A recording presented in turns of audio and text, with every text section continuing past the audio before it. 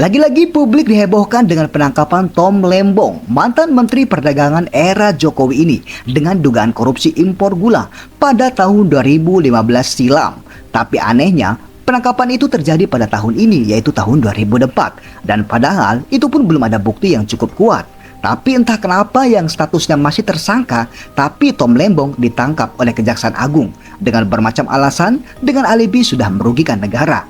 Tapi aneh bin ajaibnya, kasus impor gula Zulkifli Hasan lebih tinggi 3 kali lipat dari Tom Lembong. Tapi aman-aman saja tuh. Apa karena Zulkifli sudah masuk barisan Kim? Apakah ini semua ada kaitannya dengan politik? Setelah Tom Lembong tidak lagi mendukung Mulyono alias Jokowi, justru Tom Lembong lebih mendukung berada di garis akal sehat bersama barisan Anies Baswedan. Dengan kejadian tersebut bikin tanda tanya besar oleh publik. Salah satunya dilontarkan juga oleh pembawa acara di salah satu program acara di stasiun TV, hingga kejaksaan gelagapan untuk menjawabnya. Sampai detik ini, penyidik dari Kejaksaan Agung belum menemukan indikasi suap ataupun gratifikasi ataupun fraud terhadap mantan Menteri Perdagangan Thomas Lembong. Saya ingin Anda menjawab itu. Jangan dikatakan Mbak bahwa sampai detik ini tidak ditemukan. Karena sekarang begini, kami kan masih fokus terhadap pemenuhan pasal-pasal sangkaan. Baik. Ya, sementara ini kan baru beberapa hari. Ya, kita kan belum melihat bagaimana peran dari pihak-pihak yang terkait soal itu. Persoalannya Pak Harli, saya harus sebutkan ya, kalau tadi Anda katakan bahwa salah satu alasan kenapa Thomas Lembong ditetapkan sebagai tersangka karena di saat Indonesia sedang surplus gula, ternyata impor gula dilakukan. Tapi saya ingin sampaikan data bahwa yang melakukan impor gula bukan hanya Menteri Perdagangan Thomas Lembong. Menteri-menteri sesudahnya, Enggar Setiato Lukito, impor gula sekitar 15 juta ton. Agus Suparmanto, impor gula sekitar 9,5 juta ton. Muhammad Lutfi, impor gula sekitar 13 juta ton. Zulkifli Hasan, impor gula sekitar 18 juta ton. Jadi impor gula itu dilakukan di saat situasi Indonesia juga surplus gula. Dari sini kita sudah bisa menilai kan bagaimana ekspresinya dengan wajah cemasnya. Tak hanya itu, Harli Siregar yang sekarang menjabat sebagai Kapus Penkum Kejaksaan Agung kembali diundang di acara ILC. Pada kesempatan tersebut, Harli Siregar kembali menerima pertanyaan soal Tom Lembong. Dengan statement penuh percaya dirinya, ia mengatakan bahwa penangkapan Tom Lembong yang katanya tidak ada politisasi. Nah, ini supaya tidak bias juga ya, bahwa tidak ada politisasi di dalam penanganan perkara ini. Itu penegasan ya, jadi supaya jelas tidak ada politisasi di situ. Yang kedua, bahwa sesungguhnya kami sudah menangani perkara ini sejak Oktober tahun 2023.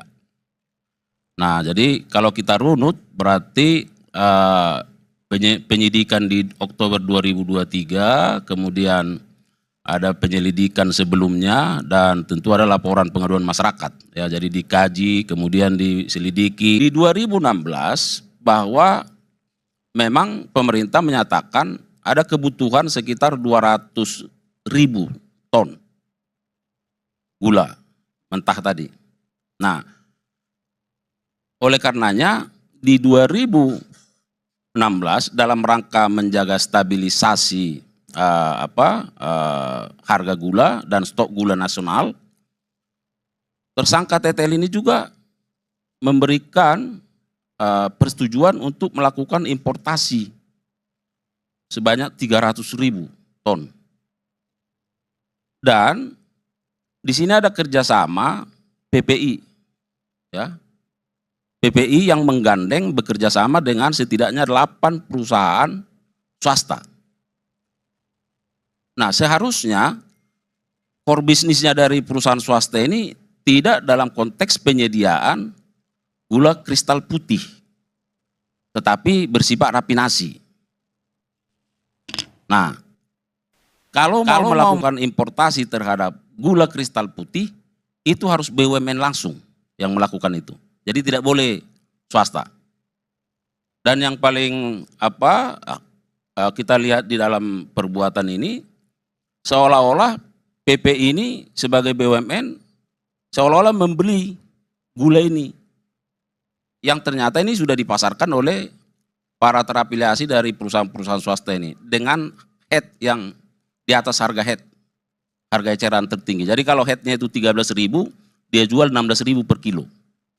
Jadi kalau kita melihat ini adalah satu modus ya, jadi membuat satu kebijakan yang pada akhirnya bisa merugikan keuangan negara. Nah, sampai pada kesimpulan bahwa setelah dilakukan gelar perkara oleh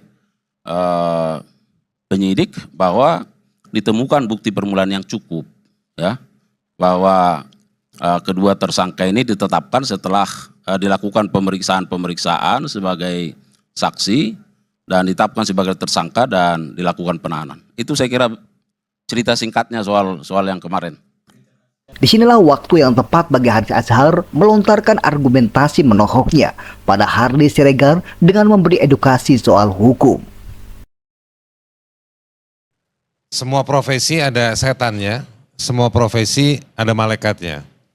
Maka sebetulnya kita harus berani lihat di kasus per kasus.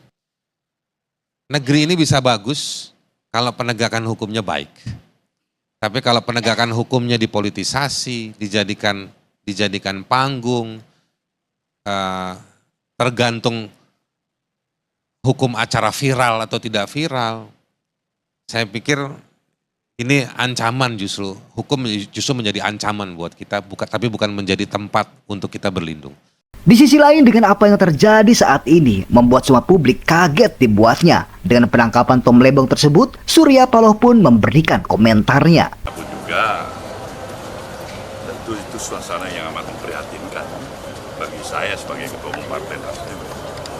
Kalau kita masih melihat upaya penegakan hukum ini pada sebuah kasus yang jangka waktunya barangkali kita pun udah lupa itu. Saya pikir begitu banyak masalahnya yang harus kita selesaikan. Prioritas utama tentu kita mengarahkan kasus-kasus yang aktual yang memang perlu kita apresiasi. Seperti katakanlah tadi ada penggerebekan, penemuan sejumlah dana yang cukup besar, hampir 1 triliun. Ya, ada juga penangkapan daripada 2-3 hakim yang dianggap berkonspirasi dalam meloloskan suatu perkara. Ini saya pikir kita apresiasi itu.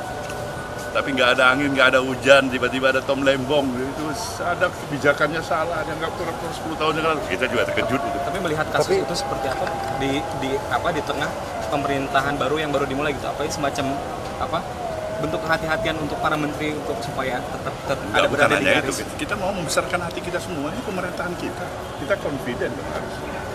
Membangun konfidensi itu penting, bukan membangun pesimisme. Kalau mencari masalah-masalah masa lalu itu barangkali lebih banyak tend kepada pesimisme, bukan optimisme. Itu aja, ya. Tapi artinya Pak, apakah ada tanda besar atau siapa ada tanda besar? Nah itu saya tidak campurin masalah itu. Tapi kan ada yang kecurigaan bahwa ini ada politisasi, kriminalisasi. Mudah-mudahan tidak ada.